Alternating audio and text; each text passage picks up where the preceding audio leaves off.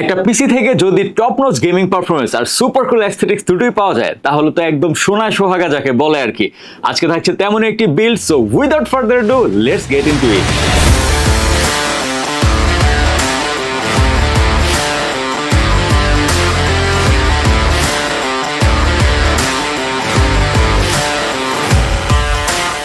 প্রথমে কথা বলি প্রসেসর নিয়ে। এই বিল্ডে প্রসেসর হিসেবে আছে AMD Ryzen 7 9700X এই মডেলটি। এটি একটি 8 কোর 16 থ্রেডস এর চিপ। এতে থাকছে 3.8 GHz এর বেস ক্লক এবং বুস্ট ক্লক হচ্ছে 5.5 GHz। এই প্রসেসরটি দিয়ে কিন্তু আপনি সব ধরনের হাই এন্ড কাজই করতে পারবেন। একসাথে অনেকগুলো ট্যাব ওপেন করে আপনি চাইলে video editing, gaming, 3D modelling সব কাজই স্মুথলি করতে পারবেন। এই প্রসেসরটির বর্তমান প্রাইস 45,800 টাকা। আমাদের আজকের বিল্ডের প্রসেসরটি AM5 সকেট সাপোর্টেড হয়। আমরা মাদারবোর্ড হিসেবে বেছে নিয়েছি MSI ব্র্যান্ডের B650 গেমিং প্লাস ওয়াইফাই এই মাদারবোর্ডটি। এটি একটি ATX মাদারবোর্ড। এতে Ryzen 7000 এবং 8000 সিরিজের সব ধরনের প্রসেসরই সাপোর্ট করে। এতে 4টা DDR5 RAM স্লট থাকাতে আপনি কিন্তু সময়ের সাথে সাথে আপগ্রেড করতে পারবেন।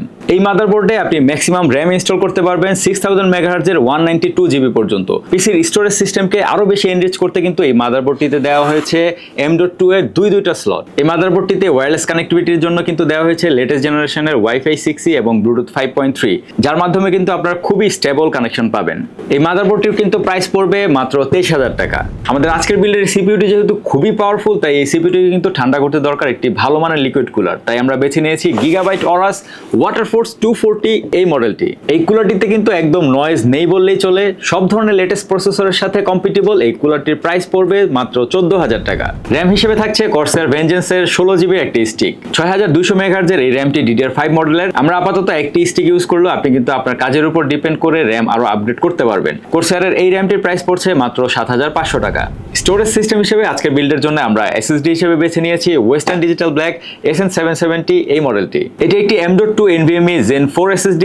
এর রিড স্পিড 5150 Mbps এবং এর রাইট স্পিড 4900 Mbps পর্যন্ত। এই SSD এর প্রাইস পড়ছে মাত্র 9000 টাকা। আপনার গেমিং বা প্রোডাক্টিভ কাজকে নেক্সট লেভেলে নিয়ে যেতে GPU হিসেবে থাকছে MSI RTX 3050 এই গ্রাফিক্স কার্ডটি। এটি একটি 6GB DDR6 গ্রাফিক্স কার্ড। এর বুস্ট ক্লক 1492 MHz।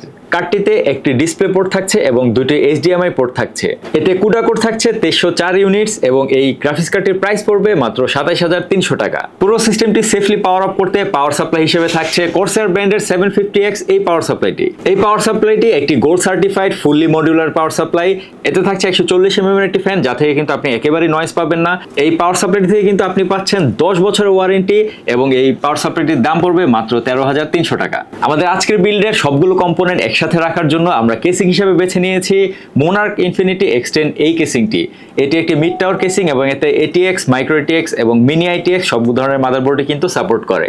ফ্রন্ট এবং সাইড প্যানেল উভয় পাশে ব্যবহার করা হয়েছে হাই কোয়ালিটি টেম্পারড গ্লাস। এর মাধ্যমে আপনি আপনার কম্পোনেন্টগুলোর এস্থেটিক্স যেমন এনজয় করতে পারবেন, তেমনি কিন্তু ওভারঅল কেসিংটার লুকও খুবই জোস লাগে। এতে থাকছে 10টি pre installed ARGB fan. ARGB হওয়াতে কিন্তু আপনি চাইলে আপনার মনের মতো কালারও চেঞ্জ করতে পারবেন। কেসিংটার এয়ার ফ্লো যেমনই ভালো, তেমনি কিন্তু এর ভিতরে স্পেসও যথেষ্ট। তাই আপনি চাইলে আপনার চাহিদা মতো কম্পোনেন্ট এক্সটেন্ডও করতে পারবেন। কেসিংটির প্রাইস পড়ছে মাত্র 10,500 টাকা। কম্পোনেন্টের স্পেক্স নিয়ে তো অনেক বেশি বকবক করলাম। এবার আমরা দেখব বেঞ্চমার্ক এবং গেমিং টেস্ট। ও ওয়েট, আমার লুকটা কি একটু ডিফারেন্ট লাগছে? অ্যাকচুয়ালি কথা বলবো যেহেতু গেমিং এবং বেঞ্চমার্ক নিয়ে, তাই চলে এলাম শার্প লুকে, শার্প অবজারভেশন নিয়ে। So let's dive into the benchmark first. Cinebench R23 তে আমরা পেয়েছি সিঙ্গেল কোরে 2008, মাল্টি কোরে পেয়েছি 18,496। Geekbench 6 এ সিপিইউতে সিঙ্গেল কোরে পেয়েছি 3099 এবং মাল্টি কোরে পেয়েছি 12,772। জিপিইউতে OpenCL এ পেয়েছি আমরা 57,097 এবং Vulkan স্কোরে পেয়েছি 56,093। বেঞ্চমার্ক তো দেখা হলো, এবার আমরা দেখবো এর গেমিং টেস্টের রেজাল্ট। যেহেতু এটি একটি হাই এন্ড পিসি, এটি থেকে কিন্তু আমরা বিস্ট লেভেলের একটা আউটপুট এক্সপেক্ট করতেই পারি। সো অ্যাকচুয়ালি রিয়েল লাইফের পারফরমেন্স কেমন সেটাই দেখা যাক। হিটম্যান 3 খেলতে গিয়ে আমরা 4K মিডিয়াম সেটিংসে এভারেজে পেয়েছি 70 FPS এর মতো। ভ্যাম্পায়ারে খেলতে গিয়ে আমরা 4K হাই সেটিংসে পেয়েছি এভারেজে 60 FPS এর মতো। কন্ট্রোল খেলতে গিয়ে আমরা 4K মিডিয়াম সেটিংসে এভারেজে পেয়েছি 50 FPS এর মতো। আর আপনি যদি গেমিং পারসন না হয়ে ক্রিয়েটিভ পারসন হন, তাহলে কিন্তু এই বিলটি থেকে খুবই ভালো একটা আউটপুট পাচ্ছেন। আমরা এই পিসিটি দিয়ে Photoshop, Illustrator, Premiere Pro, after effects সব ধরনের হাই এন্ড সফটওয়্যারই রান করেছি। প্রত্যেকটি সফটওয়্যার থেকে আমরা বেশ বাটার স্মুথ একটা আউটপুট পেয়েছি। গেমিং সহ যে কোনো ডেস্কটপ কম্পোনেন্ট যদি আপনি ক্রয় করতে চান চলে যেতে পারেন আমাদের মাল্টিপ্ল্যান রিগ হাউসে। এছাড়া যে কোনো প্রযুক্তি পণ্য ক্রয় করতে ভিজিট করুন startech.com.bd। আজকের ভিডিও এ পর্যন্তই, আল্লাহ হাফেজ।